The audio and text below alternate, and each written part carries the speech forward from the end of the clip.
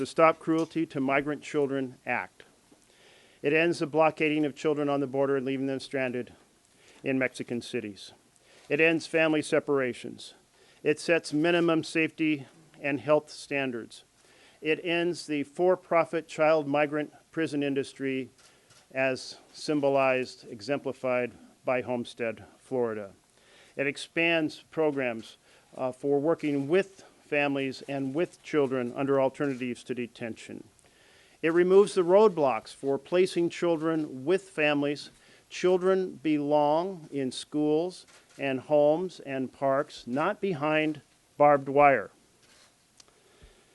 Ensures that children have access to legal counsel, provides resources to nonprofit centers that provide humanitarian assistance, and it ensures that members of Congress can get in to provide oversight within 24 hours at facilities involved in caring for children.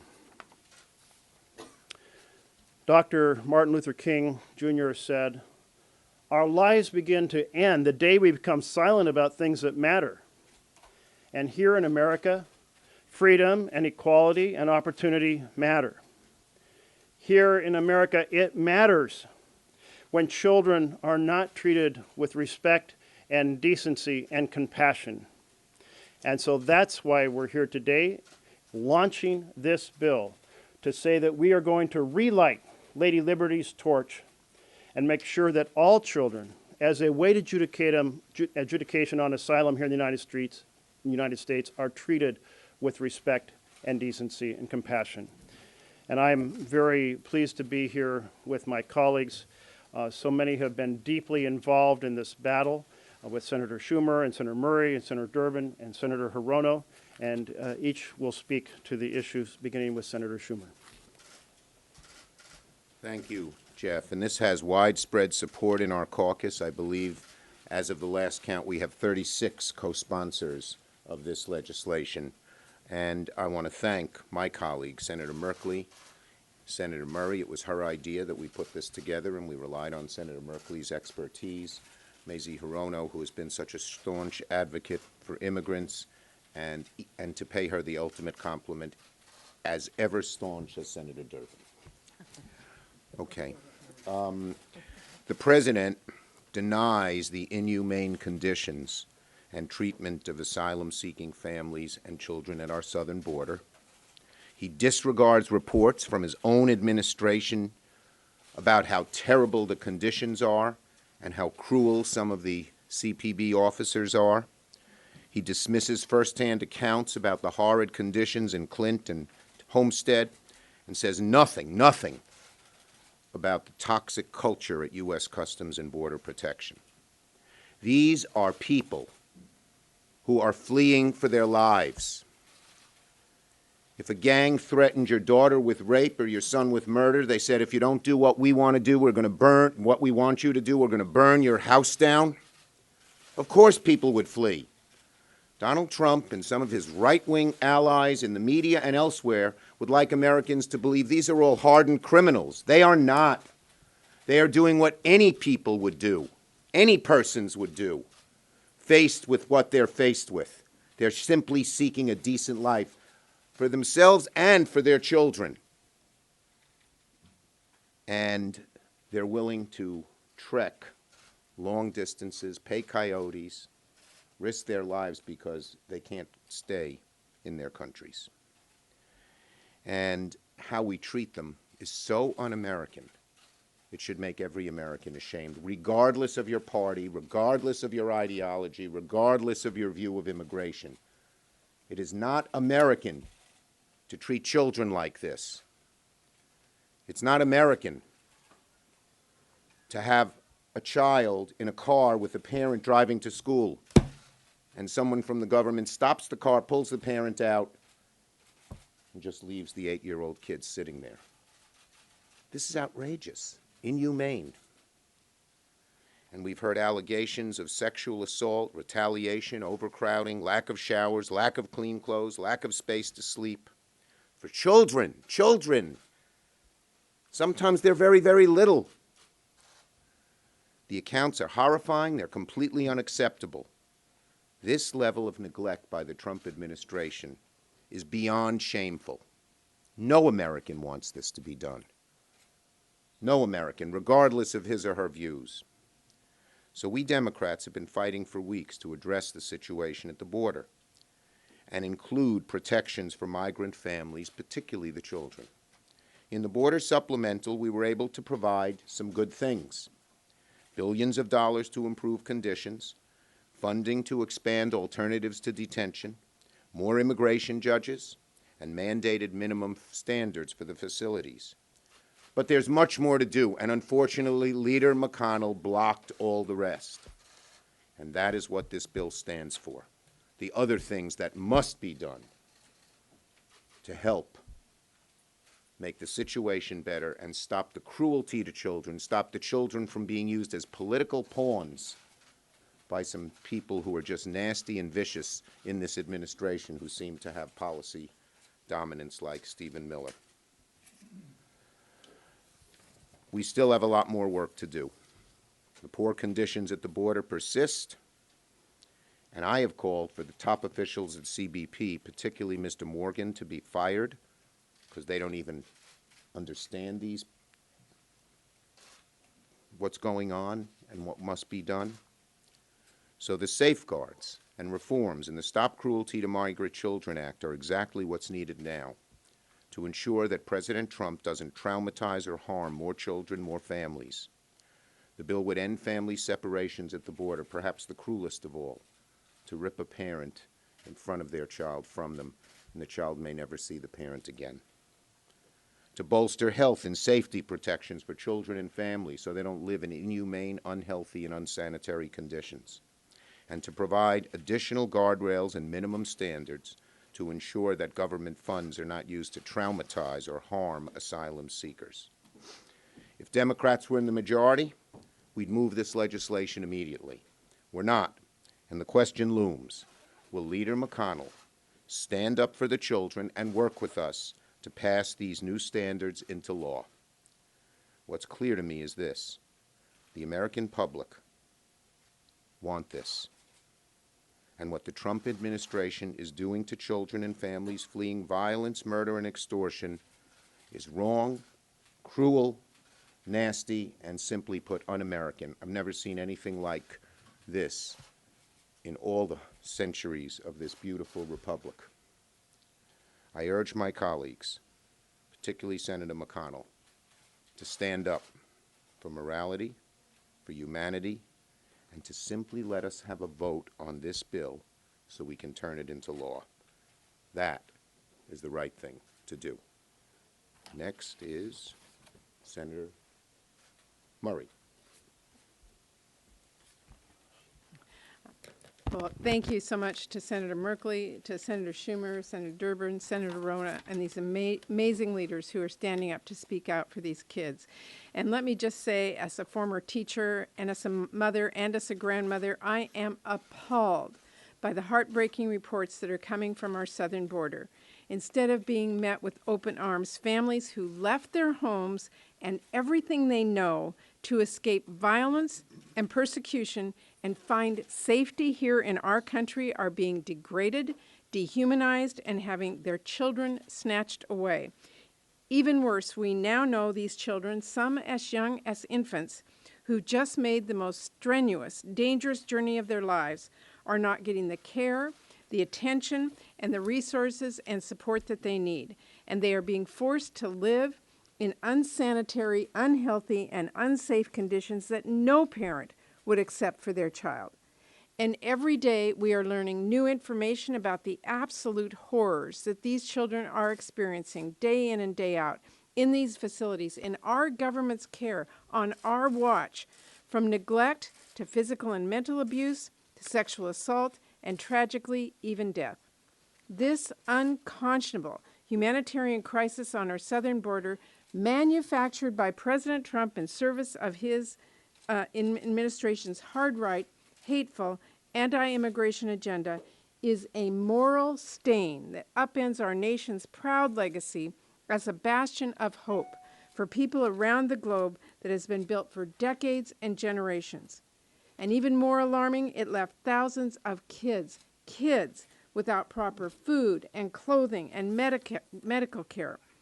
I know I speak for my colleagues here today and the majority of the American people when I say I am livid at how President Trump and his administration are mistreating children in our country's care, even as we speak.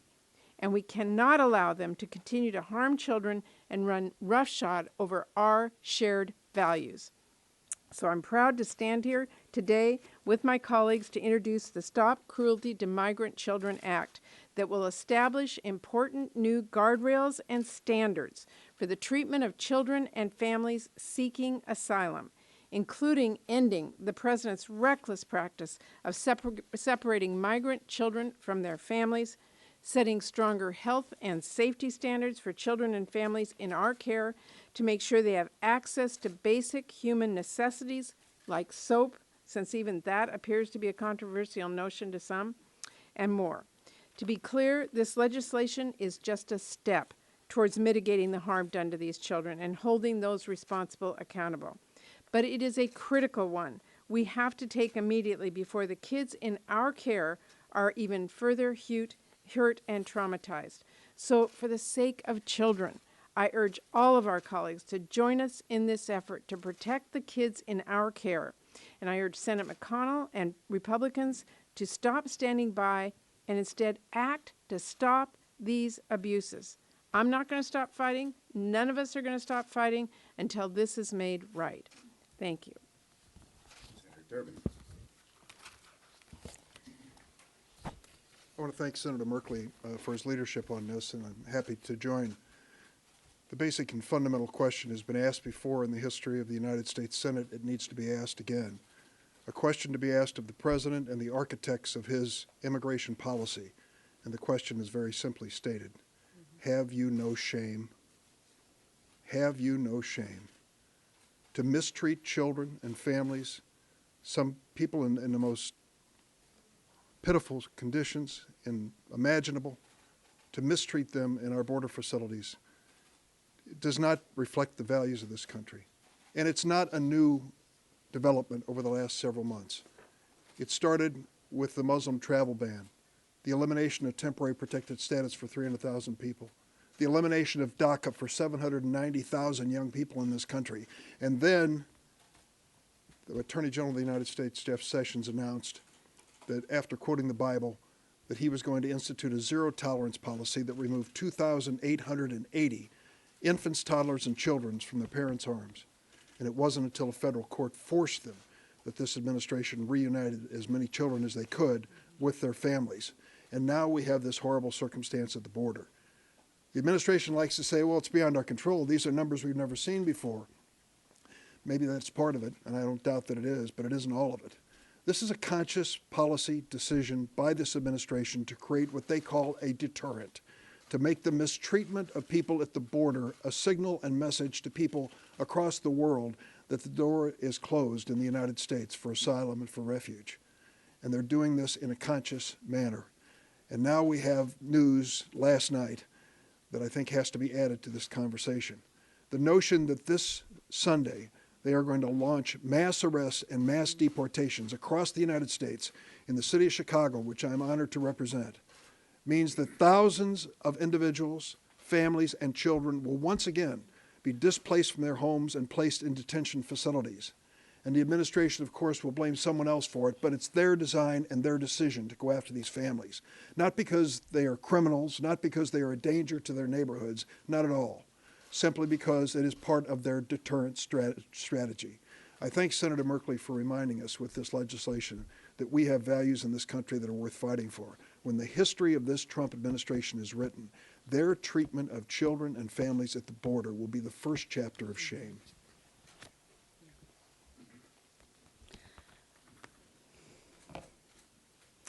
Let's pause for a moment. I'd like to ask each of you here, when you saw the pictures of the kids,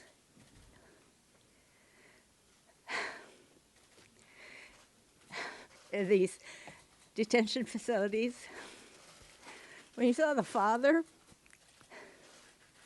of that little girl drowned in the Rio Grande, and if you didn't feel shame, pain, if you weren't appalled by these pictures, then something is dead or dying in your hearts and in the heart of America. We have a conscience of, we have a crisis of conscience in our country, and I'm happy to stand here with my colleagues to support this bill, because how can we call ourselves a nation that calls to people like me to come to our country to seek a better life? How can we call ourselves the beacon of hope and freedom and to countenance these kinds of conditions in our facilities? This is a bill that needs to pass. You know, many of us have been to the border. I have been. I was with Jeff Merkley, and we visited Dilley, Carnes, Tornillo. Conditions were bad enough when we went there. They're even worse now.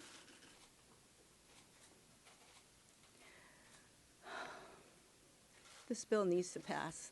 We need your help. Let the American people know what's happening in our own country. You know, I know that Senator Durbin and I, we have been to the immigration court. I visited an immigration court in Maryland to see little kids who don't have lawyers. How is a 3-year-old expected to deal with an immigration procedure where they have no understanding? And this is why one of the provisions, one of the many provisions in this bill, will require that minors have lawyers throughout the immigration proceedings.